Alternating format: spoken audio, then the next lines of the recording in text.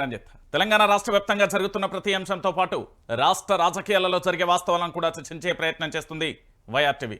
ఈరోజు ప్రధానంగా కూడా మీ అందరికీ తెలిసిన విషయమే, ఎప్పుడో ఫిబ్రవరిలో నిర్వహించాల్సిన పంచాయతీ ఎన్నికలకు సంబంధించి ఇప్పటికీ కూడా ఈ రాష్ట్ర ప్రభుత్వం సరిగ్గా నిర్వహణ లేక పూర్తి స్థాయిలో కూడా ఎన్ని కొత్త ఎత్తుగడలు వేస్తుందో మీ అందరికీ తెలుసు. ఒక మంత్రిని అడిగితే 15 రోజులలో నోటిఫికేషన్, లేదు తూచ్ 15 రోజులలో కాదు త్వరలో. ఇంకో మంత్రిని అడిగితే ఖచ్చితంగా కూడా ఈ నెలలో నోటిఫికేషన్ వచ్చే ఛాన్స్. మరొకసారి ఆ పార్టీకి సంబంధించిన అధ్యక్షుడు ఏమంటారు? తెలంగాణ రాష్ట్ర వ్యాప్తంగా జరుగుతున్న పరిణామాలలో వాళ్ళు చెప్పేదేంటి? పార్టీని నేను తీసుకుంటుంది ప్రభుత్వానికి, ఇప్పుడు ప్రభుత్వానికి సంబంధించిన వేరే శాఖలకు సంబంధించిన మంత్రులు ఎవరు కూడా స్పందించొద్దు అంటారు. ఇక ఇంకో మంత్రిని అడిగితే హైకోర్టులో ఉంది, ఆ కేసు విచారణ తర్వాత చేద్దామంటారు. ఇంకో మంత్రిని అడిగితే రిజర్వేషన్ల ప్రక్రియ ఉంది, రిజర్వేషన్ల ప్రక్రియ పూర్తయిన తర్వాత మాట్లాడదామంటారు.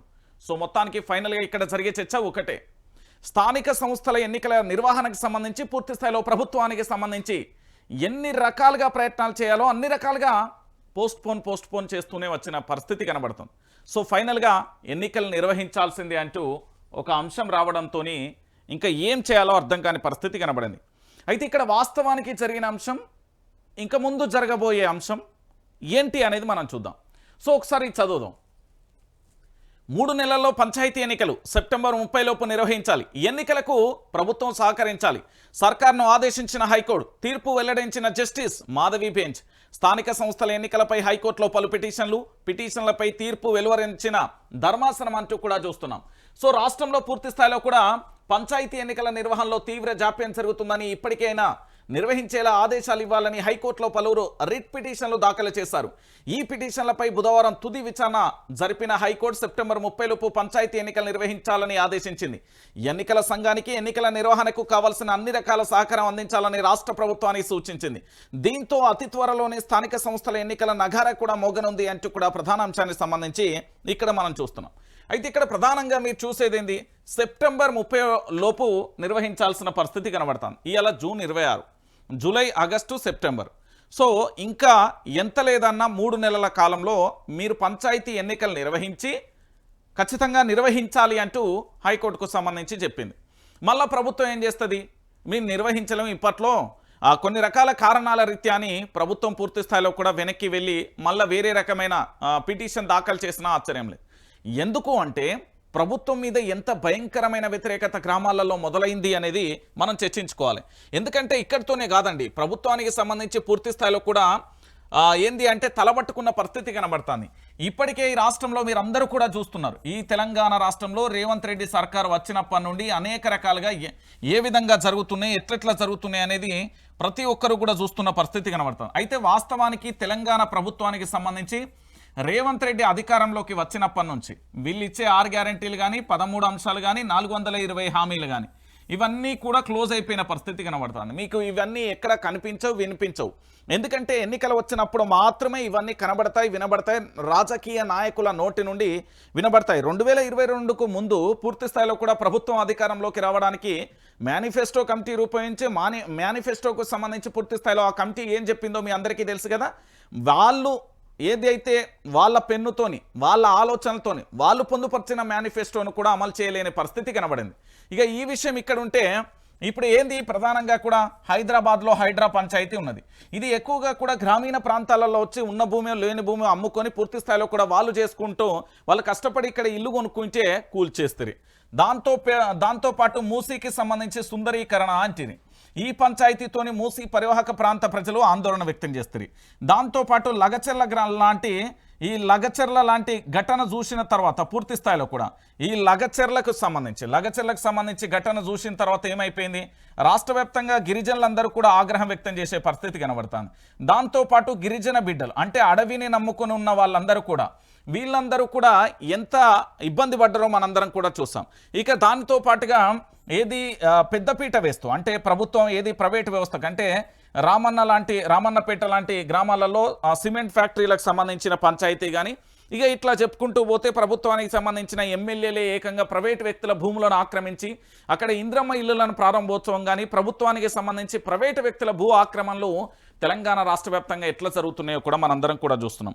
సో ఇలాంటి పరిస్థితులలో రాష్ట్ర వ్యాప్తంగా జరుగుతున్న ఈ పరిణామంతో ఒక్కసారిగా కూడా కంగుదినే పరిస్థితి అయితే ఏర్పడింది. ఎందుకంటే పూర్తి స్థాయిలో మీరందరూ కూడా చూడండి, ఈ అంశాలన్నింటితోని రేవంత్ రెడ్డికి సంబంధించిన రిపోర్ట్ ఒకటి ఉన్నది. ఈ రేవంత్ రెడ్డికి సంబంధించిన రిపోర్ట్ ఏంటంటే సర్వే చేపించారు. వీళ్ళ వ్యక్తిగత సర్వేలు ఉన్నాయి, దాంతోపాటు ప్రైవేట్ ఏజెన్సీలు కూడా ఉన్నాయి. ఈ వ్యక్తిగత సర్వేకు సంబంధించి పూర్తి స్థాయిలో కూడా వ్యక్తిగత సర్వే చెప్పింది ఏంటిది, దాంతోపాటు ఈ ప్రైవేట్ వ్యక్తుల సర్వే ఏం చెప్పింది అనేది ప్రధానంగా కూడా వాళ్ళు చర్చించుకున్నారండి. అయితే ఇక్కడ ఏం జరిగింది అంటే ఈ ప్రైవేటుకు సంబంధించి వ్యక్తిగతంగా ఈ సర్వేలు చేస్తే గ్రామీణ ప్రాంతాలలో ఎన్నికలలో 90% ఏది కాంగ్రెస్ పార్టీ ఓటమికి బలమైన అవకాశాలు ఉన్నాయి. సో ప్రజలు కూడా ఎవరు కూడా ఏ వర్గం కూడా సంతోషంగా లేదు అనేది ఇది చెప్పుకొచ్చింది. అయితే దీంతో పాటుగా ఇంకొక అంశం ఏంటంటే మనం గతంలో కూడా చూసాం, పెట్టుబడి సాయం విషయంలో పూర్తి స్థాయిలో 2 దఫాలుగా కూడా ఏ విధంగా పోస్ట్ పోన్ చేసుకుంటూ వచ్చిందో మనందరం కూడా చూసాం. 2 దఫాలుగా పోస్ట్ పోన్ చేసుకోవడం వల్ల పూర్తి స్థాయిలో కూడా ఏది పెట్టుబడి సాయం అందించకపోగా మొదటిసారి అసలే అందించలే, రెండోసారి 4 ఎకరాల లోపు ఇప్పుడు పూర్తి స్థాయిలో మేము అందరికీ అందించామనే ఒక మాట చెప్తున్నారు. అది ఎంతవరకు నిజం కాదో ఏదో మనం కూడా ప్రజల్లోకి వెళ్ళే ప్రయత్నం అయితే చేద్దాం. సో మొత్తానికి ఈ సర్వే ఆధారంగా జరిగిన ఎఫెక్ట్తోని గ్రామీణ ప్రాంతాలలో 100% ఓటమి తప్పదు అని వచ్చింది. సో ఇక్కడ మైలేజీ పరంగా కూడా ఇక్కడ భారతీయ జనతా పార్టీ కానివ్వండి, కాంగ్రెస్ పార్టీ కానివ్వండి, బీఆర్ఎస్ పార్టీ కానీ ఇప్పుడు ఎందుకు అనేది కూడా ఒకసారి మనం చర్చిద్దాం. ఇక్కడ విషయం ఏంటంటే ఏది బీఆర్ఎస్ అంటే భారత రాష్ట్ర సమితికి సంబంధించి కేసీఆర్ మళ్ళీ రావాలి, దాంతోపాటు కేసీఆర్ ప్రభుత్వం ఉండాలి, దాంతోపాటు పరిపాలన వీళ్ళ వ్యవస్థలనే ఉండాలనేది ప్రజల నుంచి వస్తున్న వాదన. ఇది ఏ పార్టీ కార్యకర్త నుంచి కాదు, ప్రజల నుంచి స్వచ్ఛందంగా వస్తున్న వాదన. ఇక భారతీయ జనతా పార్టీ అన్నీ ఉండి అల్లును నోట్లో శని అంటారు చూడు, అంత దరిద్రంగా ఉన్నది భారతీయ జనతా పార్టీ. ఆ పార్టీ కోసం కష్టపడి పనిచేసే కార్యకర్తలు ఉన్నారు, క్రమశిక్షణ కలిగిన కార్యకర్తలు ఉన్నారు. కేవలం దీనికి ఏదైతే పూర్తి స్థాయిలో భారతీయ జనతా పార్టీకి అధ్యక్ష పదవి అంటే సరి అయిన సమర్థవంతమైన అధ్యక్షుడు లేకపోవడంతో అది ఢీలా పడుతున్న పరిస్థితి కనబడుతుంది. వీళ్ళకున్న ప్లస్ పాయింట్లు ఏంటంటే కేంద్రంలో అధికారంలో ఉంది, రాష్ట్రంలో కార్యకర్తలు ఉన్నారు. కానీ ఈ రెండింటిని అంటే ఇక్కడ మరి ఇది మన కాంగ్రెస్ పార్టీకి సంబంధించి బీజేపీకి సంబంధించి రహస్య ఒప్పందం జరిగిందో ఏందో కానీ వీళ్ళు చాలా సందర్భాలలో సైలెంట్గా ఉంటారు. ఇక కాంగ్రెస్ పార్టీ అనుకోకుండా అనూహ్యంగా అధికారంలోకి వచ్చింది ఏదైనా పార్టీ ఉందంటే ఈ భారతదేశ చరిత్రలో కాంగ్రెస్ పార్టీ. మార్పు పేరుతోని అధికారంలోకి వచ్చి 6 గ్యారంటీల ఆశ చూపి ఒక్కసారి నడ్డిమికెళ్ళంతే నడ్డి రీనట్టు అయిపోయింది తెలంగాణ ప్రాంత ప్రజల పరిస్థితి. ఎందుకంటే పూర్తిగా కూడా వెన్నుబొక్క నిరగొచ్చింది. అన్నదాతల విషయంలోనైతేనేం, విద్యార్థుల విషయంలోనైతేనేం, యువత విషయంలోనైతేనేం, జర్నలిస్టుల విషయంలోనైతేనేం, రాష్ట్ర వ్యాప్తంగా ఉన్న చాలా సబ్బండ వర్గాల విషయంలో కూడా వాళ్ళు ఇచ్చిన హామీలు నెరవేర్చకపోగా వాళ్ళు అనేక రకాలుగా ఏం చేసిళ్ళు అనేది తెలంగాణ ప్రాంత ప్రజలు చూసిళ్ళు. సో ఇవన్నీ చూడడం వల్ల ఏం జరిగింది అంటే ఫైనల్గా జరిగిన ఒక అంశం ఒకటే. ఏం జరిగింది? సో ఇక్కడ బీఆర్ఎస్ పార్టీకి పెద్దపీట వేసిళ్ళు, కాస్తో కూస్తో బీజేపీకి ఉన్నది 3rd స్థానంలో కాంగ్రెస్ ఉన్నదనే వాదనలు వినబడుతున్నాయి. సో దీంతో పంచాయతీ ఎన్నికలు ఇప్పుడే ఎందుకు, ఇప్పుడు పంచాయతీ ఎన్నికలు నిర్వహిస్తే ప్రభుత్వానికి సంబంధించి అనేక రకాలుగా ఇబ్బందులు పడాల్సిన పరిస్థితి ఏర్పడుతుంది అనే కోణంలో ఉన్న పరిస్థితి కనబడుతుంది. సో ఫైనల్గా ఇక్కడ జరిగిన ఎపిసోడ్ ఏంటంటే తెలంగాణ రాష్ట్ర వ్యాప్తంగా ప్రజలందరూ కూడా ఆలోచించాల్సిన విషయం ఏంటంటే రాష్ట్ర వ్యాప్తంగా జరుగుతున్న ఈ ఎపిసోడ్లలో 3 నెలల్లో పంచాయతీ ఎన్నికలకు సంబంధించి అంటే సెప్టెంబర్ 30 లోపు నిర్వహించాలని ఏది హైకోర్టు అయితే చెప్పింది. ఈ హైకోర్టుకు సంబంధించి పూర్తి స్థాయిలో కూడా మరి హైకోర్టు ఆదేశాలను ప్రభుత్వం పాటిస్తుందా, లేకపోతే మళ్ళీ ఏదన్నా కిరికిరి పెడుతుందా, లేకపోతే ఏం చేస్తుంది అనేది మనం కూడా వేచి చూడాల్సిన పరిస్థితి. కానీ గ్రామీణ ప్రాంతంలో ఎప్పుడో ఫిబ్రవరిలో నిర్వహించాల్సిన సర్పంచ్ ఎన్నికలు ఇప్పటికీ నిర్వహించకపోగా గ్రామానికి సంబంధించిన సర్పంచ్ లేకపోవడం వల్ల గ్రామీణ ప్రాంతంలో పరిపాలన వ్యవస్థ అస్తవ్యస్తంగా మారుతున్నది. ఎందుకంటే అక్కడ ఉండే అధికారులకు సంబంధించి ఇష్టాగోష్ఠిగా ఏదో అక్కడ ఉండే ప్రైవేట్ కంపెనీలకు సంబంధించి కావచ్చు, ఆ గ్రామీణ పరిధిలో ఏవైతే అధికారులు ఉంటారో వాళ్ళందరూ పర్మిషన్లు ఇచ్చి ఆ గ్రామాలే కూడా ముప్పుకు వాటిల్లే పరిస్థితి అయితే ఏర్పడ్డ పరిస్థితి కనబడుతుంది. సో మొత్తానికి ఇది ఏమైతుంది అనేది మనం కూడా వేచి చూడాలి. ఇక దాంతో పాటుగా ఇక్కడ బీఆర్ఎస్ పార్టీకి సంబంధించి మాజీ మంత్రి తన్నీరు హరీష్ రావు ఏమన్నాడు, కాంగ్రెస్ పార్టీని AK-47 గన్ను లెక్క ఎప్పటికీ తూటాలు వేలుస్తూనే ఉన్నాడు. మరి కాంగ్రెస్ పార్టీ నుండి ఏమన్నా రిప్లై వస్తుందా అంటే ఏమీ లేని పరిస్థితి. ఎందుకంటే కాంగ్రెస్ పార్టీ మాట్లాడాలంటే కూడా భయపడే పరిస్థితి కనబడుతుంది. ఇప్పుడు మీరు ఎంతైనా చూడరు, ఒకసారి రేవంత్ ఉంటే కాంగ్రెస్ 20 ఏళ్ళు గెలవది, 18 నెలలలో చేసింది ఏమీ లేదు. వీరి పరిపాలన ఏంటో ప్రజలకు అర్థమైంది. జూటా 1 రేవంత్ రెడ్డి, జూటా 2 మహేష్ కుమార్. ఏది మహేష్ గౌడ్. అబద్ధాలలో ఇద్దరు పోటీ పడుతురు. రేవంత్వి మాటలు ఎక్కువ చేతలు తక్కువ. కేసీఆర్ కిట్, బతుకమ్మ చీరలు, ట్రాక్టర్లకు డీజిల్ అన్నీ బంద్. 2 సార్లు రైతు బంధు ఎగ్గొచ్చిండు. ముక్కు నేలకు రాసి రైతులకు క్షమాపణ చెప్పాలి. ఓడిపోతామనే భయంతోనే ఎన్నికలు పెడతలేరు. ఒక ప్రాజెక్టు పూర్తి చేయలే, 1 ఎకరాకు నీళ్ళు ఇవ్వలే. రుణమాఫీ ఏ ఊళ్ళో పూర్తి కాలే. మళ్ళీ ఎన్నికలలో గెలిచేది కేసీఆర్. మాజీ మంత్రి తన్నీరు హరీష్ రావుకు సంబంధించి చెప్తున్న పరిస్థితి కనబడుతుంది. రేవంత్ రెడ్డి పూర్తిగా 5 సంవత్సరాలు సీఎంగా ఉంటే 20 ఏళ్ల దాకా కాంగ్రెస్ పార్టీ అధికారంలోకి రాదని మాజీ మంత్రి తన్నీరు హరీష్ రావు చెప్పారు. సంగారెడ్డి జిల్లాలో పర్యటించిన హరీష్ రావు మీడియాతో మాట్లాడారు. కాంగ్రెస్ 18 నెలల్లో చేసింది ఏమీ లేదని, రేవంత్ రెడ్డి 18 నెలల పాలన చూశాక కాంగ్రెస్ పార్టీ అంటే ఏంటో ప్రజలకు అర్థమైపోయింది అంటూ కూడా చెప్పిన పరిస్థితి కనబడుతుంది. మళ్ళీ కేసీఆరే రావాలనే నినాదం, రణం ఎందుకు మొదలైంది అనేది కూడా మనం చూస్తున్నాం. సో మొత్తానికి ఇక్కడ విషయం ఏంది అంటే 20 ఏళ్ళుగా, అంటే 20 ఏళ్ళు కాంగ్రెస్ గెలవదంటే వాస్తవానికి ఇది ఆచరణలో సాధ్యమయ్యే విషయం. ఎందుకంటే ఇప్పటికే మనం తెలంగాణ రాష్ట్ర వ్యాప్తంగా చూసాం. కాంగ్రెస్ పార్టీ అంటే జర్నలిస్టులు భయపడుతున్నారు. కాంగ్రెస్ పార్టీ అంటే గిరిజన బిడ్డలు భయపడుతున్నారు. కాంగ్రెస్ పార్టీ అంటే బంజారా బిడ్డలు భయపడుతున్నారు. కాంగ్రెస్ పార్టీ అంటే హైదరాబాద్ సిటీలో ఉండడానికి, గ్రామీణ ప్రాంతంలో వచ్చి ఇక్కడ ఇల్లు కట్టుకోవడానికి భయపడుతున్నారు. కాంగ్రెస్ పార్టీ అంటే నేటి యువత, నిరుద్యోగ యువత ఉద్యోగ అవకాశాలు కల్పిస్తానని నమ్మించి గొంతు కోసిందని వాళ్ళు కూడా ఆగ్రహం వ్యక్తం చేస్తున్న పరిస్థితి కనబడుతుంది.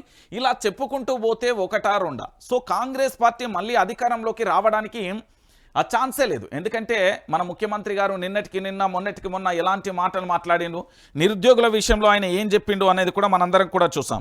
ఎందుకంటే పూర్తిగా తెలంగాణ రాష్ట్ర వ్యాప్తంగా రేవంత్ రెడ్డికి సంబంధించి చాలా సందర్భాలలో ఆయన మాట్లాడిన మాటలు కూడా మనం చూస్తున్నాం. ఏమన్నాడు, పూర్తిగా కూడా నిరుద్యోగులకు సంబంధించి నోటిఫికేషన్లు ఎక్కువ వస్తున్నాయి, అవన్నీ కూడా ఇప్పుడైతే ఎట్లా ఏం కథ అనేది కూడా చెప్పిన పరిస్థితి కనబడుతుంది. అంటే వాళ్ళు వద్దు వద్దు అని మొత్తుకున్నారు అంటూ కూడా చెప్పిన పరిస్థితి కనబడుతుంది. దాంతోపాటు కేసీఆర్ 10 ఏళ్ల పాలన మీద, 18 నెలల పాలన మీద చర్చ పెట్టమని చెప్తాడు. వాస్తవం మనం ఏం మాట్లాడుకున్నాం, కేసీఆర్ పాలనకు రేవంత్ రెడ్డి పాలనకు నక్కకు నాగలోకానికి ఉన్నంత డిఫరెన్స్ ఉంటుంది. ఎందుకంటే మీ ప్రభుత్వానికి సంబంధించి కేవలం అధికారంలోకి వచ్చిన ఏడాదిలోనే వద్దురా కాంగ్రెస్ అనే పరిస్థితి ఏర్పడిందంటే ఇక అంతకుమించిన దరిద్రం, అంతకుమించింది ఇంకోటి ఏది లేదు అనేది తెలంగాణ ప్రాంత ప్రజలందరికీ కూడా తెలిసిన విషయమే. సో మొత్తానికి ఇక్కడ రైతు బంధు విషయంలో కానీ, రైతు బీమా విషయంలో కానీ, దాంతోపాటు పూర్తి స్థాయిలో కూడా కేసీఆర్ కిట్టు విషయంలోనైతేనే, బతుకమ్మ చీరలైతేనే, గ్రామీణ ప్రాంతాలలో ట్రాక్టర్లకు, అంటే గ్రామీణ ప్రాంతాలలో పల్లె ప్రగతి పేరుతో ట్రాక్టర్లు ఇచ్చి గ్రామాలన్నీ కూడా శుభ్రం చేయాలి, సీజనల్ వ్యాధుల నుంచి పూర్తి స్థాయిలో గ్రామాలను రక్షించాలి, దానితో పాటు గ్రామాల రక్షణ కోసం పనిచేసిన వాటన్నింటికీ కూడా జరిగిన పరిణామాలన్నీ కూడా మనం చూసాం. సో మొత్తానికి రేవంత్ ఉంటే కాంగ్రెస్ గెలవదు అనేది వాస్తవమైన విషయం. ఇక దాంతోపాటుగా ఇంకొక అంశాన్ని కూడా మనం చూద్దాం. ఏంది, విద్యా వ్యవస్థను మరింత పటిష్టం చేయాలి. 48,000 మంది ప్రభుత్వ పాఠశాలలలో చేరారు. విద్యార్థుల సంఖ్యకు అనుగుణంగా నూతన గదులు. సీఎం రేవంత్ రెడ్డి ఏమని చెప్తున్నాడు మా ముఖ్యమంత్రి, మా విద్యాశాఖ మంత్రి, ముఖ్యమంత్రి కాదు ఇప్పుడు విద్యాశాఖ మంత్రి, విద్యాశాఖ మంత్రి గురించే మాట్లాడుకుందాం. విద్యాశాఖ మంత్రి కొత్త సంవత్సరం మొదలైంది. ఇప్పటి వరకు ఏ జిల్లాలకు వెళ్ళి సమీక్షా సమావేశం చేసిన దిక్కు దివానా లేదు. దాంతోపాటు రాష్ట్ర వ్యాప్తంగా కూడా విద్యాశాఖకు సంబంధించి ఏం జరుగుతున్నది, రాష్ట్ర వ్యాప్తంగా ఎన్ని పాఠశాలలున్నాయి, ఎంతమంది ఉపాధ్యాయులు ఉన్నారు, దాంతోపాటు ఏమేమి వసతులు కావాలి, కొత్త సంవత్సరం ప్రారంభోత్సవంలో విద్యార్థులకు ఏమేమి అందించాలి, ఇవన్నీ పక్కన పెట్టిన పరిస్థితి కనబడుతుంది. ఇగో ఇవాళ వచ్చిండు, ఏది జూన్ 26వ తారీఖు, అంటే 25వ తారీఖు వచ్చి ముచ్చట చెప్తాండి. మరి ఇన్ని రోజులు మా ముఖ్యమంత్రి ఎక్కడికి పోయిండని ఒకసారి మనందరం కూడా ఆలోచించాల్సిన విషయం. ఇన్ని రోజులు మా ముఖ్యమంత్రి ఎక్కడికి పోయిండు, దాదాపుగా ఎన్ని రోజులు అయిపోతున్నది కదా. విద్యాశాఖ మంత్రి అంటే మీరు ఒక్కసారి ఆలోచించాల్సిన విషయం ఏంటంటే, తెలంగాణ ప్రాంత ప్రజలందరికీ కూడా చెప్తున్నా, ఈరోజు తెలంగాణ రాష్ట్ర వ్యాప్తంగా మా ముఖ్యమంత్రి యనుమల రేవంత్ రెడ్డి గారి సారథ్యంలో ప్రభుత్వం వచ్చిన తర్వాత ఏం జరిగింది, అసలు ఏం కథ, ఏం లక్షణం ఒకసారి మీరే చెప్పుర్రి. ఎందుకంటే విద్యాశాఖ మంత్రి అనేటైనా స్పెషల్గా ఒక శాఖకు సంబంధించి ఇస్తే వాళ్ళు అన్ని జిల్లాలు, అన్ని నియోజకవర్గాలు, అన్ని మండలాలు తిరిగే ఛాన్స్ ఉంటుంది. విద్యా వ్యవస్థ ఎట్లున్నది, ఏం కథ అనేది వాళ్ళు డైరెక్ట్గా కూడా అక్కడికి వెళ్ళి పర్యవేక్షించే ఛాన్సెస్ ఉంటుంది. ఇప్పుడు ముఖ్యమంత్రి ఈయన దగ్గరనే, హోంమంత్రికనే ఈయన దగ్గరనే, మున్సిపల్ శాఖ ఈయన దగ్గరనే, అన్ని విద్యాశాఖ మంత్రి అన్ని శాఖలు ఈయన దగ్గరనే. ఇంకేముంటుంది ఇక తెలంగాణ రాష్ట్ర వ్యాప్తంగా. మళ్ళీ నేను 18 గంటలు పనిచేస్తున్నా, 19 గంటలు పని, ఏం 18 గంటలు, ఏం 15 గంటలు. ప్రైవేటు వ్యవస్థకు మొత్తం దాసోహం చేస్తున్నారు. వాస్తవం కదా. 365 రోజులలో ప్రైవేటు విద్యా వ్యవస్థ మీద మీకేం ఎలాంటి గిఫ్ట్లు వస్తున్నాయో చెప్పరా తెలంగాణ ప్రాంత ప్రజలకు? వాస్తవం కదా, మీరే చెప్పుర్రి. మీరు చెప్తేనే మంచిగా ఉంటుంది. ఇక దీంతో పాటుగా ఇంకొక అంశాన్ని చూడుర్రి ఇక్కడ. సర్కార్కు రైతు సంబరాలు ఎందుకు? 2 సార్లు రైతు భరోసా ఎగ్గొట్టినందుక? అవును, అందుకే 2 సార్లు రైతు భరోసా అనేది ఎగ్గొట్టి తెలంగాణ ప్రాంత ప్రజలకు రైతు భరోసాను మర్చిపోవాలని, రైతు భరోసాని ఇక రాదు అనే కోణం దాకా తీసుకొచ్చిన తర్వాత ఇప్పుడు స్థానిక సంస్థల ఎన్నికలు వచ్చినాయి కాబట్టి గ్రామీణ ప్రాంతంలో ఉండే రైతుల అవసరం ఉంది కాబట్టి, ఆ అవసరం ఏ విధంగా ఉంది? ఓటు బ్యాంకు రూపంలో ఉంది కాబట్టి ఇప్పుడు వాళ్ళకు రైతు భరోసా అనే పేరు చెప్పి లక్షల ఎకరాలకు మేము పూర్తి స్థాయిలో ప్రతి గుంట అంటే పంట పండించే ప్రతి గుంటకు కూడా వేస్తున్నామని ఇప్పుడు కొత్త రకంగా తెరలేపారు. నిజమే, 2 సార్లు ఎగ్గొట్టినందుకే సంబరాలు ఎవరు చేసుకుంటున్నారు? కాంగ్రెస్ పార్టీ కార్యకర్తలు, రేవంత్ అభిమానులు చేసుకుంటున్నారేమో కానీ నిజమైన రైతులు మాత్రం చేసుకుంటలేరు. ఇది వాస్తవమైన విషయం. దాంతోపాటు 500 బోనస్ సరౌకరా ఇచ్చినందుక అసలు ఎన్నికల ముందు ఏం చెప్పిల్లు తెలుసా? కోమటిరెడ్డి వెంకటరెడ్డి, రేవంత్ రెడ్డి, పొంగులేటి శ్రీనివాసరెడ్డి, చాలామంది మంత్రులు, ఇప్పుడున్న మంత్రులలో అందరూ బిఫోర్ ఎలక్షన్స్లో అన్ని వడ్లను కొంటాం, 500 బోనస్ ఇస్తామన్నాం, అధికారంలోకి రాగానే సన్నవడ్లకు మాత్రమే ఇస్తామని కొత్త ముచ్చటే చెప్పిల్లు వీళ్ళు. పోనీ సన్నవడ్ల కన్నా పూర్తిగా ఇచ్చిర్రా అంటే ఇవ్వని పరిస్థితి కనబడతాం. ఇక ఇది ఇట్లుంటే మేము ఇచ్చిన 70 లక్షల రైతులకే రైతు భరోసా, కేసీఆర్ రాళ్ళు రప్పలకి ఇచ్చిందన్నారు. అంటే మీరు కూడా రాళ్ళు రప్పలకి ఇచ్చారా? ఇది స్థానిక సంస్థల ఎన్నికల స్టాంట్. ఎన్నికల తర్వాత రైతు భరోసా ఎత్తేసే ఛాన్స్. మాజీ మంత్రి సింగిరెడ్డి నిరంజన్ రెడ్డి. ఒక విషయం మనం ఆలోచిద్దాం. ఈ విషయాన్ని నేను నిన్ననే చర్చిద్దాం అనుకున్నా. ఏమని చెప్పిర్రు అంటే, నిన్న రాష్ట్ర ప్రభుత్వం యొక్క స్టేట్మెంట్ నేను చదివిన చాలా క్లారిటీగా తెలంగాణ సీఎంఓకు సంబంధించి వాళ్ళు ఏదైతే పోస్ట్ చేసిల్లో దాన్ని చదివిన. దానికి సంబంధించి ఏమని పెట్టిల్లంటే ఒక్కసారి నేను చూపెట్టే ప్రయత్నం చేస్తా. ఎందుకంటే వాళ్ళు తెలంగాణ సీఎంఓకు సంబంధించి పూర్తి స్థాయిలో కూడా వాళ్ళు చెప్పిన ముచ్చట ఇది ఎవ్వరూ కూడా అడగలే, వాళ్ళే స్వయాన చెప్పిన పరిస్థితి కనబడతాను. ఏమని చెప్పిల్లంటే ఒకసారి ఆగురే మీకు చెప్తా. వాళ్ళే నిన్న పూర్తి స్థాయిలో కూడా వాళ్ళు చెప్పిన ముచ్చట్లే రైతులకు సంబంధించి ఏమని చెప్పిళ్ళు, ఏం కథ పూర్తి స్థాయిలో కూడా వాళ్ళు ఏమని చెప్పిల్లంటే 70 లక్షల పైచీలకు మేము పూర్తి స్థాయిలో కూడా ఇచ్చినాం, ఇక అన్నీ అయిపోయినాయి అనే విధంగా చెప్పుకుంటూ వచ్చేళ్ళు. 70 లక్షలకు ఇచ్చినా అని చెప్తున్నారు కదా. మరి గతంలో కూడా కేసీఆర్ గవర్నమెంట్లో ఇచ్చినప్పుడు కూడా రాళ్ళు రప్పలకి ఇత్తాలు, దానికి ఇత్తాలు, దీనికి ఇత్తాలు అని చెప్పిల్లు కదా. మరి ఈరోజు కూడా గదేనా? ఒకసారి నేను చెప్తా ఆగురు. నిన్న మనోళ్ళు మామూలుగా చెప్పారు అనుకుంటారా? తెలంగాణ సీఎంఓకు సంబంధించి మొత్తం అదే ముచ్చటున్నా. ఒకసారి ఇనూరి తెలంగాణ ప్రాంత బిడ్డలారా, వీళ్ళు చెప్పిన ముచ్చట ఇది. మనం ఎవరని చెప్పిన ముచ్చట కాదు, ఎవరికి తెలిసిన ముచ్చట కాదు. వాళ్ళే రైతు బంధు గురించి, రైతు భరోసా గురించి వాళ్ళే చెప్పిళ్ళు.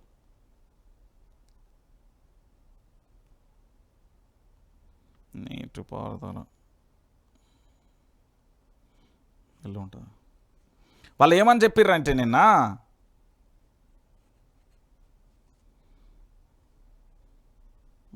రైట్ ఇక ఇనుర్రి వాళ్ళు ఏమని చెప్పిర్రు, ఏం కథ అనేది చెప్తా పాటుర్రి. తెలంగాణ రాష్ట్ర వ్యాప్తంగా పూర్తి స్థాయిలో కూడా ఏంది 70 లక్షల పైచిలుకు 70 లక్షల పైచిలుకు పూర్తి స్థాయిలో కూడా వీళ్ళకి రైతులకు సంబంధించి రైతు రుణమాఫీ చేసినాం అనే కోణంలో రాసుకొచ్చేళ్ళు. తెలంగాణ సీఎంఓలు ఉంటుంది.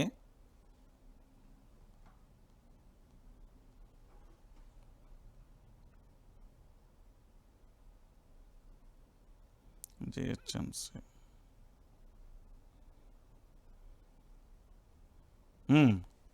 ఇక ఒక్కసారి ఇనూరు తెలంగాణ ప్రాంత ప్రజలారా ఏమని చెప్పిళ్ళు అంటే, ఒకసారి వీళ్ళు ఏం చేసిళ్ళు అంటే రాష్ట్ర ఉప ముఖ్యమంత్రి మల్లు బత్తి విక్రమార్క, అదేవిధంగా వ్యవసాయ శాఖ మంత్రి తుమ్మల నాగేశ్వరరావు వీళ్ళందరూ కలిసి ముఖ్యమంత్రికి సంబంధించి ఒక మీటింగ్ పెట్టుకున్నారు. దాంట్లో ఏం చెప్పిర్రు అంటే, గతంలో చెప్పినట్టుగానే 9 రోజులలో 9,000 కోట్ల రూపాయలను రైతుల ఖాతాలలో జమ చేశాం. ఎకరాకు 12,000 చొప్పున 1,40,00,000 ఎకరాలకు దాదాపుగా 70 లక్షల మంది రైతులకు జమ చేసినామని చెప్పారు. రైటా? క్లియర్ కట్ ఇది. ఆ 70 లక్షల రైతులకు ఇదే బీఆర్ఎస్ ప్రభుత్వ హయాంలో రైతు భరోసా వేసిళ్ళు. అప్పుడు ఏమని చెప్పిళ్ళు? గుట్టలకి ఇస్తున్నారు, రాళ్ళకి ఇస్తున్నారు, రప్పలకి ఇస్తున్నారు, కంచెలకి ఇస్తున్నారు, దాంతోపాటు వ్యవసాయం సాగు చేయని వాటికి ఇస్తున్నారని చెప్పింది, మాట్లాడింది ఇదే కాంగ్రెస్. ఈ కాంగ్రెసే మరి ఈరోజు పూర్తి స్థాయిలో కూడా మరి మీరు చెప్పిన మాటే కదా 70 లక్షలకి ఇస్తున్నారు అంటే, ఆనాడు కేసీఆర్ రాళ్ళు రప్పలకి ఇచ్చిందని మీరు ఆరోపించాలి కదా. మరి ఈరోజు కూడా మీరు రాళ్ళు రప్పలకే ఇస్తున్నారా? ఒక్కసారి దీనికి చెప్పురి. దాంతోపాటు ఇంకొక విషయం ఏంటంటే, తెలంగాణ ప్రాంత ప్రజలందరూ కూడా ఆలోచించాల్సిన విషయం ఏంటంటే, ఇక్కడ రాష్ట్ర ప్రభుత్వానికి సంబంధించి దాదాపుగా ఏమని చెప్పిందంటే 25,35,964 మంది రైతులకు సంబంధించి 20,617 కోట్ల రూపాయలకు రుణమాఫీ అని చెప్పింది. దాంతోపాటు ధాన్యమట 48 గంటలలోనే వాళ్ళకంటే డబ్బులు చెల్లించిందట, బోనస్ కూడా ఇచ్చిందట. దాదాపుగా 2.80 మెట్రిక్ టన్నుల ధాన్యాన్ని కూడా కొనుగోలు చేసిందని వీళ్ళే చెప్పారు. ఇది నేను చెప్పిన మాట కాదు, వాళ్ళ తెలంగాణ సీఎంఓకు సంబంధించి వాళ్ళు రిలీజ్ చేసిన పత్రికనే ఇది అంశమే. సో మొత్తానికి నేనేమంటున్నానంటే 70 లక్షలకు సంబంధించి రైతులకు ఇచ్చినా అని చెప్పారు కదా, మరి రైతుల రోజు రోజుకు వ్యవసాయ సాగు అనేది పెరిగిందా తగ్గిందా? దాంతోపాటు మరి మీరు కూడా గతంలో కేసీఆర్ రాళ్ళు రప్పలకే ఇచ్చిండని చెప్పారు కదా, మరి మీరు కూడా గావాళ్ళకే ఇచ్చిర్రా అనేది జర ఒక క్లారిటీ ఇవ్వమని తెలంగాణ ప్రాంత ప్రజలందరూ కూడా అడుగుతున్న విషయం. అంటే సర్కారుకు రైతు సంబరాలు ఎందుకు అంటే గతంలో వాళ్ళు రైతు భరోసా ఎగ్గొట్టినందుకు, 500 బోనస్ అరవకుర ఇచ్చినందుకు, దాంతోపాటు ఇప్పుడు 70 లక్షల మందికి ఇస్తా అని చెప్పి కదా, దాంట్లో రాళ్ళు రప్పలు గుట్టలకు కూడా ఇస్తాలా. మరి గతంలో ఆరోపణలకు సంబంధించి కూడా మనం చూసాం కదా, ఇప్పుడు కూడా గదే ఆరోపణ అనేది కూడా మనం వేచి చూడాల్సిన పరిస్థితి కనబడుతుంది. ఇక దాంతోపాటుగా ఇంకొక అంశాన్ని కూడా చూడాలి. మెట్రో రైల్ ఫేజ్ 2కు కేంద్రం మొండి చేయి, కేంద్ర కేబినెట్లో నిర్ణయం తీసుకోలే. మెట్రో ఫేజ్ 2 హైదరాబాద్కు కీలకం, దీనిపై వెంటనే కేంద్రం నిర్ణయం తీసుకోవాలి మంత్రి శ్రీధర్ బాబు అంటూ కూడా చెప్పిన పరిస్థితి కనబడుతుంది.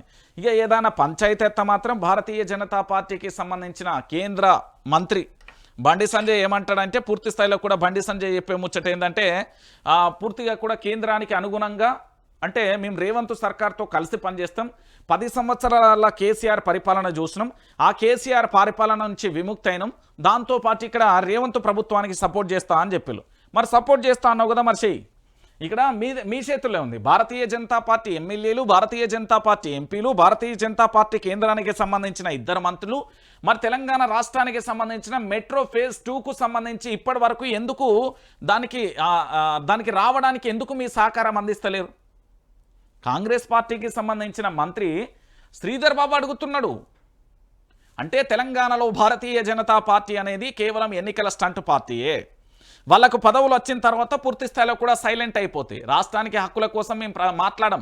ఎందుకంటే తెలంగాణ రాష్ట్ర వ్యాప్తంగా పూర్తి స్థాయిలో కూడా ఆనాడు బడ్జెట్ ప్రవేశపెట్టినప్పుడు కూడా తెలంగాణలో గలం ధలం బలం లేదు కాబట్టి పూర్తి స్థాయిలో మనకేం రాలేదు, తెలంగాణ పదం అనేది కూడా వినబడలే. ఇవాళ ఆఖరికి మెట్రోకు సంబంధించిన ఫేజ్ 2 కూడా రాకుండా పోతున్న పరిస్థితి, మొండిచేయి చూపెడుతుంటే మరి తెలంగాణ బీజేపీ నేతలు ఏం చేస్తున్నారు అనేది కూడా యావత్తు తెలంగాణ ప్రాంత ప్రజలు అడుగుతున్నారు. ఇక మీరు ఈ మోకం పెట్టుకొని మీరేంది దాని ప్రజల్లోకి వెళ్తా అంటే వాళ్ళు ఊకోరు. నేను చెప్తున్నా కదా, వాళ్ళ ఊకునే పరిస్థితే లేదు.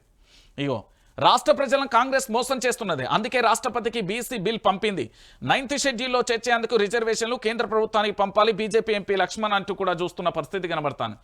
సో రాష్ట్ర ప్రజలను కాంగ్రెస్ పార్టీ మోసం చేస్తున్నది. ఇక్కడ ఈ స్టేట్మెంట్, అక్కడనేమో ఆ స్టేట్మెంట్. ఇప్పుడు భారతీయ జనతా పార్టీకి సంబంధించి వీళ్ళందరూ కూడా ఒకటే అండి, దాంట్లో పూర్తి స్థాయిలో కూడా ఎలాంటి అంశాలు లేవు. ఇక రైట్, మరో అంశం, బనకచెర్ల ప్రాజెక్టును అడ్డుకుంటాం, రాష్ట్ర ప్రయోజనాల ప్రాజెక్టు హానికరం, చట్టపరమైన చర్యలతో ముందుకు సాగుతాం, ఈ నెల 30న బనకచెర్లపై పీపీటీ, ఏపీ రాజకీయాల నేపథ్యాన్ని బహిర్గతం చేస్తాం, మంత్రి ఉత్తమ్ కుమార్ రెడ్డి అంటూ కూడా చెప్పిన పరిస్థితి కనబడుతుంది. కాస్తో కూస్తో కాంగ్రెస్ పార్టీలో ఉన్న ఏకైక మొగోడు ఎవరైనా ఉన్నారు ఏం కథ ఆయన మాట్లాడుకుంటే పూర్తి స్థాయిలో కూడా నేను చెప్తున్నా కదా, నల్గొండ జిల్లాకు సంబంధించిన మంత్రి ఉత్తమ్ కుమార్ రెడ్డి అబ్బాయి బాజాప్తిగా చెప్పచ్చు, మొగోడు ఎందుకు అని అంటే మొనగాడు అని చెప్పచ్చు. ఆంధ్రప్రదేశ్కు సంబంధించి నారా చంద్రబాబు నాయుడు గారి ప్రభుత్వానికి అన్ని రకాలుగా సహకరిస్తున్న రేవంత్ రెడ్డిని పూర్తి స్థాయిలో విభేదించి వాస్తవాలను పీపీటీ రూపంలో తెలంగాణ ప్రాంత ప్రజలందరికీ కూడా బహిర్గతం చేస్తా అని చెప్పిండు. ఇది కదా బనకచెర్ల విషయం రాద్ధాంతం జరుగుతుంది. ఎందుకంటే గోదావరి బనకచెర్ల ప్రాజెక్టు విరుద్ధమని, రాష్ట్ర ప్రయోజనాలకు సంబంధించి రాష్ట్ర హానికరం కలిగిస్తుందని బుధవారం జలసౌధలో ఉన్న ఉన్నత నీటిపారుదల అధికారులతో మంత్రి ఉత్తమ్ కుమార్ రెడ్డి సమీక్షా సమావేశం జరిపిండు. అయితే రాష్ట్రంలోని ఇరిగేషన్ల ప్రాజెక్టుల పురోగతి, నిధుల సేకరణ, కాళేశ్వరం కమిషన్ రిపోర్టు ఇట్లా రకాలుగా అన్ని రకాలుగా తీసుకున్న పరిస్థితి కనబడుతుంది. ఒక రకంగా చెప్పాలంటే పూర్తిగా కూడా బనకచెర్ల ప్రాజెక్టు విషయంలో తెలంగాణ ప్రాంత ప్రజలందరికీ కూడా అనుమానాలు ఉన్నాయి.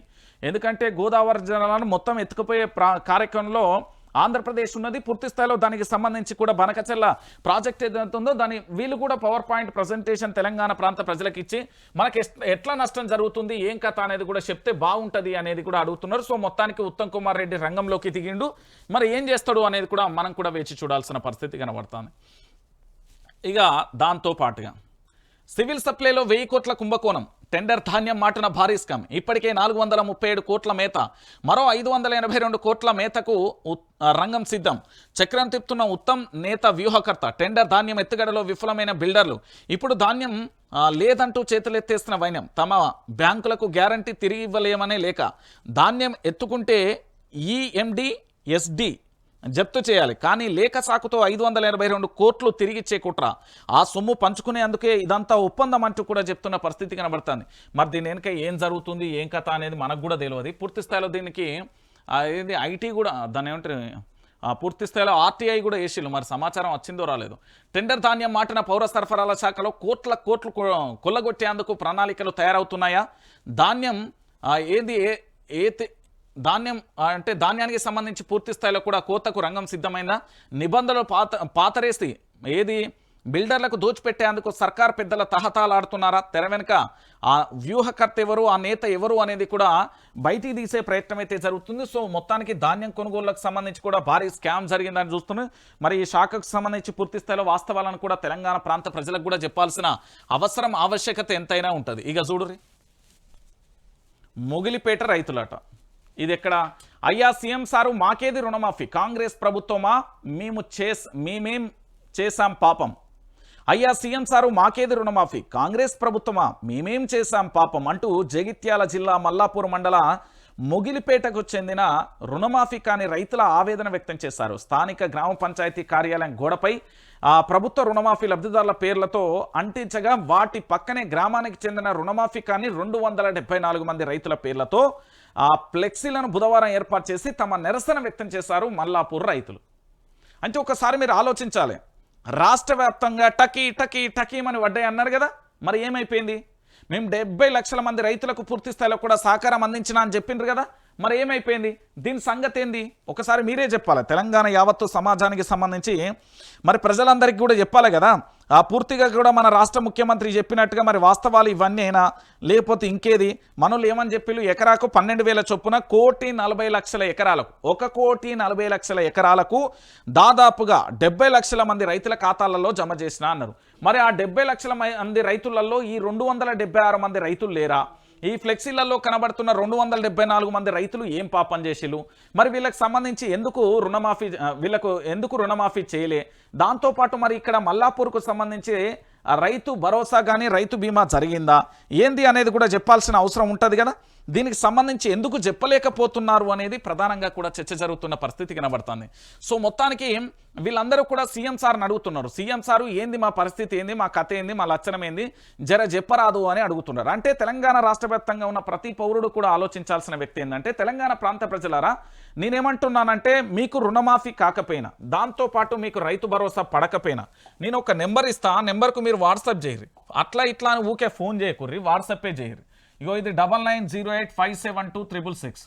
మీకు రుణమాఫీ ఎక్కడెక్కడ కాలే, ఏ గ్రామాలలో కాలే, మీ యొక్క వివరాలు ఏది రుణమాఫీ విషయంలోనైతేనే దాంతోపాటు రైతు భరోసా అదే పెట్టుబడి సాయం దీనికి సంబంధించి ఎవరెవరికి పడలేదో అంటే ఎవరెవరికైతే రాలేదో వాళ్ళకి సంబంధించి ఈ నెంబర్కు వాట్సాప్ చేయండి. అది వీడియో రూపంలో చేయండి. మీ యొక్క పట్టా పాస్బుక్కు సంబంధించి ఎన్ని ఎకరాలు ఉన్నది, మీకు గతంలో కేసీఆర్ ప్రభుత్వంలో ఎట్లా పడ్డది, మరి ఈ ప్రభుత్వంలో ఎన్నిసార్లు పడ్డది, ఎన్నిసార్లు పడలేదని మీ దగ్గర ఉన్న మొబైల్తోని వీడియో తీసి నా నెంబర్కు మీరు పంపియ్యారు. నేను చెప్తున్నాను కదా 9908572666 ఇది నా నెంబరే. సో పూర్తి స్థాయిలో కూడా నేనేమంటున్నానంటే, రైతు రుణమాఫీ కాని వాళ్ళు, రైతు భరోసా పడని వాళ్ళు పూర్తి స్థాయిలో కూడా ఈ నెంబర్కు వాట్సాప్ చేయరు. ఎందుకంటే రాష్ట్ర ప్రజలందరికీ కూడా మీరు పంపించిన వీడియో నేను చూపెట్టే ప్రయత్నం చేస్తాను. ఇక ఇది ఎట్లున్నదా, దీంతో పాటు ఇంకొక అంశాన్ని కూడా చూద్దాం. మీ అందరికీ తెలిసిన విషయమే, ఏదది? ఇగో గిడ చూడు, లైవ్లో కామకేలి, ఆన్లైన్లో దంపతుల గలీజ్ దందా, డబ్బులు ఇచ్చిన వారికి ఆన్లైన్ లింక్, తమ భవనం పైనే పరదాలతో సెటప్, హైదరాబాద్ నడి ఒడ్డున సెక్స్ భాగోతం, బట్టబయలు చేసిన టాస్క్ ఫోర్స్ పోలీసులు. నేనేమంటున్నానంటే, ఆన్లైన్లో శృంగారం, ఈన్లైన్లో శృంగారం, ఆ శృంగారం ఈ శృంగారం పక్కన పెడితే ఈ హైదరాబాద్ మహానగరంలో కేపీహెచ్పి కానీ పంజాగుట్ట కానీ లేకపోతే కొన్ని మేము గతంలో ఏది స్టింగ్ ఆపరేషన్ చేసిన ఏరియాలో దాదాపుగా హైదరాబాద్ వ్యాప్తంగా 30 నుంచి ఒక 100 చోట్లు ఉన్నాయనేది ప్రాథమిక సమాచారం. అది పోలీసు వ్యవస్థకు తెలుసు, రాష్ట్రంలో ఇంటెలిజెన్స్ వ్యవస్థకు తెలుసు, అందరికీ తెలుసు. అక్కడ పూర్తిగా కూడా బహిరంగంగా రోడ్ల మీద లేదా కాస్త లోపలికి వెళ్తే అదేంటంటే ప్రభుత్వ భూములకు సంబంధించి కంచె ఉన్న ప్రాంతాలలో చాలా చోట్ల ఇలాంటి గలీజ్ దందా జరుగుతుంది.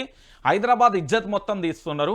కాబట్టి ఎక్కడికక్కడ వాళ్ళందరినీ కూడా కట్టడి చేయాల్సిన పని కూడా పోలీసు వ్యవస్థ మీద ఉంది. మీరు అంతేందుకు చాలా చోట్ల చూడరు. మీకు కాదంటే రేపో ఎల్లుండి ఇవాళ వీడియోలు కూడా నేను తెప్పిస్తా. చాలా చోట్ల ఇదే పరిస్థితి ఉన్నది. సో ఆన్లైన్లో అని కాదు, ఆఫ్లైన్లో హైదరాబాద్ నడి ఒడ్డున కూడా జరుగుతుంది. చాలామంది జీవితాలను, చాలామంది యువత జీవితాలని రొంపిలోకి లాగుతున్న పరిస్థితులు కూడా ఉన్నాయి. వాటన్నింటిని కూడా కట్టడి చేయాల్సిన అవసరం ప్రభుత్వానికే ఉంది. ప్రభుత్వానికి లేదు అంటే మనం ఏం చేయలేం, కానీ ప్రభుత్వం చేతిలో ఉంది. రైట్, ఇక నిన్న ఈ సవాల్ అయితే మంచిగా ఉన్నదండి. బస్తీమే సవాల్ అన్నట్టున్నది. ఒకసారి ఇది చూడండి. రేవంత్ అసెంబ్లీలో చర్చకు సిద్ధమా? 6 గ్యారంటీలపై డిస్కషన్ చేసే సత్తా ఉందా? చంద్రబాబుకు బిర్యానీ పెట్టి గోదావరి నీళ్లను గిఫ్ట్గా ఇచ్చేదే నువ్వు. కేసీఆర్ దమ్మేంటో ఒరిజినల్ కాంగ్రెస్ లీడర్లకు తెలుసు. మహిళలకు 2500 ఇచ్చి పింఛన్లు పెంచాలి. పీఆర్ఎస్ ఎమ్మెల్సీ కవిత కాంగ్రెస్ అగ్రనేత సోనియా గాంధీకి పోస్ట్ కార్డులా అంటూ చూస్తున్న పరిస్థితి కనబడుతుంది. కాంగ్రెస్ పార్టీ ఇచ్చిన 6 గ్యారంటీలు హామీలపై అసెంబ్లీలో చర్చించేందుకు సిద్ధమా అని సీఎం రేవంత్ రెడ్డికి బీఆర్ఎస్ ఎమ్మెల్సీ కల్వకుంట్ల కవిత సవాల్ విసిరారు. మహిళలకు 2500 ఇవ్వడంతో పాటు పింఛన్ల పెంపుపై సోనియా గాంధీ ఇచ్చిన హామీలను నిలబెట్టుకోవాలని కోరుతూ బుధవారం అబిడ్స్ జనరల్ పోస్ట్ ఆఫీస్ ఎదుట ఆందోళన నిర్వహించారు. ఈ సందర్భంగా మాట్లాడుతూ కేసీఆర్ దమ్మేంటో ఒరిజినల్ కాంగ్రెస్ నాయకులను అడిగి తెలుసుకుంటే బాగుంటుంది అంటూ కూడా చెప్పిన పరిస్థితి కనబడతాను. ఇప్పుడు కాంగ్రెస్ పార్టీ కదా 6 గ్యారంటీలు 13 అంశాలు 420 హామీలు ఇచ్చింది. దాంట్లో పాటు వాళ్ళే కదా చెప్పింది. ఇది మనం చెప్పిన ముచ్చట కాదు కదా. ఈ 6 గ్యారంటీల విషయం ఏంది, 6 గ్యారంటీలకు సంబంధించి ఎప్పుడు నెరవేరుస్తూ అని యావత్తు తెలంగాణ ప్రాంత ప్రజలందరూ కూడా అడుగుతున్న పరిస్థితి కనబడుతుంది. మరి ఈ 6 గ్యారంటీల పంచాయతీని ఎప్పుడు పూర్తి స్థాయిలో కూడా ఈ 6 గ్యారంటీలను ఎప్పుడు అమలు చేస్తారు? మీరు ఎప్పుడు మహిళలకు 2500 ఇస్తారు? మహిళలకు సంబంధించి విద్యార్థులకు స్కూటీలు ఎప్పుడు ఇస్తారు? విద్యా కార్డు ఎప్పుడు ఇస్తారు? దాంతోపాటుగా ఇక్కడ ఏది మహిళా కూలీలకు సంబంధించి పైసలు ఎప్పుడు ఇస్తారు? ఇవన్నీ అడుగుతున్నారు. సో పోస్ట్ కార్డులతోని ఎమ్మెల్సీ కవిత అడిగతోని నాకు తెలిసి ఒక రకంగా చెప్పాలంటే అటు సెంట్రల్కు లెటర్లు పోతాయి. ఏందయా ఈ తలనొప్పి రేవంత్ రెడ్డి అనే కాడికి వస్తుంది. సోనియా గాంధీ నోట నుంచి ఏందయా రేవంత్ రెడ్డి తలనొప్పి అనే కాడికి వస్తుంది. ఎందుకంటే రాష్ట్ర ప్రభుత్వానికి హామీలను అమలు చేసే సత్తా కానీ ఏది లేదు ప్రభుత్వానికి. ఇది వాస్తవమైన విషయం అండి. మీరు ఎట్లా ఆలోచించినా కూడా అన్ని రాష్ట్రాల బడ్జెట్ తీసుకొచ్చి తెలంగాణ రాష్ట్రానికి ఇస్తే అప్పుడు 6 గ్యారంటీలు అమలు అయితేమో బహుశా. అంతవరకు కూడా కావు. మీ అందరికీ తెలిసిన విషయం ఇది. 6 గ్యారంటీల పంచాయతీ అనేది ఎంత రచ్చగా మారిపోతుంది అంటే రానున్న రోజులలో ఈ తెలంగాణలో ఒక రకమైన ఉద్యమానికి నాంది వలుకుతుంది. మీరు ఫ్రీ బస్సు ఇచ్చినాం, దాంతోపాటు గ్యాస్ ఇచ్చినాం, దాంతోపాటు కరెంట్ ఇచ్చినాం, ఇంకేం ప్రచారం చేస్తున్నారు? ఈ మూడు అయితే వినబడ్డాయి. ఈ 3 వినబడ్డాయి. ఫ్రీ బస్సు అయితే ఫ్రీ బస్ సక్సెస్ అయింది, మిమ్మల్ని కాదంటలేం. కానీ అంతగా అప్పులు కూడా పెరిగిపోతున్నాయి. ఆడ నెల అప్పులు కూడా పెరుగుతున్నాయి. ఏం రేవంత్ రెడ్డియో లేదా మంత్రులు ఇళ్ళకి వెళ్ళి ఇచ్చే పైసలు కాదు, మళ్ళీ మా మీదే వడ్డీ వేసి భారాలేసి పన్నులేసి మొత్తం పిండుతారని అది తెలంగాణ ప్రాంత ప్రజలకు కూడా తెలుసు. కానీ ఇక మీ రాజకీయ స్వార్థాల కోసం బలైపోతున్నాం అంతే. సో అసెంబ్లీలో చర్చక అంటే అసెంబ్లీలో చర్చ పెడితే ఏడత్తారు కవిత గారు? వీళ్ళేనా వచ్చేది? వీళ్ళు అసెంబ్లీలో 6 గ్యారెంటీల గురించి కనుక చర్చ పెడితే ఒకరు బాత్రూమ్ పారిపోతారు, ఒకరు వరండాకు పారిపోతారు, ఒకరు ఆకలి అవుతుందని పోతారు, ఒకరు అర్జెంట్ పని ఉండా అంటారు, ఒకరు హెల్త్ ప్రాబ్లం అంటారు. రకరకాల స్కూళ్ళల్లో పాఠశాలల్లో బడికి ఎందుకు రాలేదురా పిల్లగా అంటే సార్ మా తాత చచ్చిపోయింది సార్, లేకపోతే సార్ నాకు కడుపు నొప్పి లేచింది సార్ అని ఇట్లా చిన్న పోరగాలు చెప్తారు చూడు సాకులు. సార్ చెయ్యి నొత్తాను సార్ అట్లా ఎట్లా చెప్తారో అసెంబ్లీలో కూడా గవ్వే వస్తాయి. మీరు ఇంటారో నిజం ఇవన్నీ. సో ఈ 6 గ్యారెంటీల గురించి కనుక చర్చ పెడితే మాత్రం అప్పుడు జరిగే పరిస్థితి మరోలా ఉండబోతుంది. వాళ్ళు చర్చ పెడితే మాత్రం రాష్ట్ర ప్రజలకు అడ్డంగా దొరికిపోతారు. ఇక ఏమీ చేయలేని నిస్సహాయ స్థితిలో ఉండే అవకాశాలు ఉంటాయి. వాళ్ళు అంతకు మించి ఏమీ చేయలేరు కూడా. నేను చెప్తున్నా కదా. ఇక మనం మరో అంశాన్ని కూడా చూసినాం కదా. ఇది ఏమయ్యా శ్రీకరు ఆంధ్రప్రదేశ్ అనేది తెలంగాణ కూడా కాదు. ఇగో శాండ్ సిండికేట్లో పుష్ప ఫౌజులు, కింగ్ పిన్ శ్రీకర్ ఆగడాలు అన్నీ ఇన్ని కాదు. ఎన్ని వార్తలు వస్తే అంత ఫేమస్ అంటూ ప్రచారం. 20తో పాటు మరో 15 రీచ్లో దో నెంబర్ దందా అంటూ కూడా చూడొచ్చు. 10 ఏళ్లుగా పర్యావరణ రీచ్లతో ప్రభుత్వ ఖజానాకు 600 కోట్ల రూపాయల నష్టం పెట్టింది శ్రీకర్ అంటే. ఈయన ఆంధ్రప్రదేశ్ తెలంగాణ బిడ్డ కూడా కాదు. ఓవరాల్గా 10 ఏళ్లలో సొసైటీల పేరుతో 1000 కోట్ల నిర్వహణకు టర్నోవర్ 1000 కోట్ల నిర్వహణకు టర్నోవర్. దాంతోపాటు గత ప్రభుత్వంలో 400 కోట్ల చెల్లింపు. ప్రస్తుత ప్రభుత్వానికి భారంగా మారిన మిగులు నిధులు. పుష్ప స్టైల్లో చక్రం తిప్పి ఒకే రోజు 14 కోట్లు డ్రా చేసుకున్న శ్రీకర్. సివిల్ పన్నులలో అటెండ్ జిఎస్టీ తీసుకోకుండానే టీజీఎండిసికి అప్పగింత అమాయక గిరిజనులకు ఉరిగా మారుతున్న జిఎస్టీ ఎగవేత ఇక 10 దందాపై ఆడిట్ విజిలెన్స్ ఏసీపీ దర్యాప్తు చేపడితేనే అసలు విషయాలు బయటపడతాయి అంటూ కూడా చెప్పిన పరిస్థితి కనబడుతుంది. సో ఇలాంటి ఆయన మీద మనం పోయి ఈడీకో లేకపోతే ఇతరత్ర కంప్లైంట్ చేస్తే బెటరు. మన దగ్గర ఉన్న ప్రాథమిక సమాచారంతో ఇగో ఈ శ్రీకర్ అన్నట్టు ఆయన అంటే గిన్ని కోట్ల రూపాయల గలీజ్ దందా చేసిండి, ఈయన కథ ఏందో కూడా చూడాలా అంటూ కూడా చెప్పాలి. ఎందుకంటే ఖమ్మం గుమ్మంలో స్కామ్ పేరుతో స్వేచ్ఛ పత్రిక ఇన్వెస్టిగేషన్ కథనం ప్రకారం మారింది. ఇసుక బినామీలకు సిండికేట్ గాళ్లకు వణుకు పుట్టించాలి కానీ కింగ్ పిన్ శ్రీకర్ బయటకు పుష్ప లెవెల్ ఏది స్మగ్లింగ్ లా దీన్ని ఫీల్ అవుతున్నట్లుగా సమాచారం. ఏ ప్రభుత్వం ఉన్నా మాదే రాజ్యం, నేను పుష్ప లాంటోని అంటూ స్నేహితుల ముంగట మనోడు ఫోజులు అన్ని ఇన్ని కాదట. ఎవరేం చేస్తారు, ఎన్ని వార్తలు వస్తే అంత ఫేమస్ అవుతాం ఏదన్నా కానీ అని మనోడు ఎక్కడికక్కడ ఫోజులు పెట్టే ప్రయత్నం చేస్తున్నాడు. ఎందుకంటే మనోడు మొత్తం పుష్ప 2 అనుకుంటాడో మరి పుష్ప 1 అనుకుంటాడో. రేవంత్ రెడ్డి గనక ఒక్కసారి ఈ ఫైల్ పోతే అన్ని పుష్పాలు బయటకు వస్తాయి. సో తెలంగాణ ప్రాంతానికి సంబంధించి కూడా పూర్తి స్థాయిలో కూడా మనం ఆలోచిస్తే ఇక్కడ జరిగే పరిస్థితులను ఒక్కసారి చూడుర్రి తెలంగాణ ప్రాంత ప్రజలారా. ఏడా నీ పుష్ప ఇక వచ్చాడు, ఇగో ఈయన పుష్ప లెక్క ఫీల్ అవుతున్నాడట. అసలు పుష్ప సినిమా తీసిన ఆయన మీదనే ఎఫ్ఐఆర్ అయింది. ఇక ఈయన ఇక జైలుకే ఉంటుంది. ఇగో శాండ్ సిండికేట్ పుష్ప పోజులు అంటూ కూడా చెప్తున్న పరిస్థితి. ఏంది వాళ్ళ దోస్తుల దగ్గర అంత ఫేమస్ అవుతూ అని మాటలు చెప్తున్నా. మా టీంపై ఎంత ప్రచారం జరిగితే అంత మంచిది అనే ధోరణిలో శ్రీకర్ చేసే కామెంట్లు చర్చనీయాంశంగా మారినాయి. పుష్ప సినిమా మాదిరి సిండికేట్ ఇసుక దందాలో శ్రీకర్ గ్యాంగ్ పుష్పలా ఫీల్ అవ్వడం అస్సలు తప్పే లేదని అనిపిస్తుంది. గత ప్రభుత్వంలో పనులు చేసిన బిల్లులకు కాంగ్రెస్ సర్కార్ వచ్చిన తర్వాత టీజీఎండీ నుంచి ఎండిసి నుంచి 14 కోట్లు ఒకే రోజు 25% కమిషన్తో రిలీజ్ అయ్యాయి. అంటే రియల్గానే కింగ్ పిన్ అన్నమాట. 2019 నుంచి ఎంతోమంది కాంట్రాక్టర్లు వెయిటింగ్ లిస్ట్లో ఉన్న వారందరికీ 20 నుంచి 30 లక్షలు మాత్రమే టీజీఎండిసి ఇచ్చింది. దీంతో అధికారులు నాయకులకు డబ్బులు కొట్టి దందా కొనసాగిస్తున్నారని గుసగుసలు వినబడుతున్నాయి.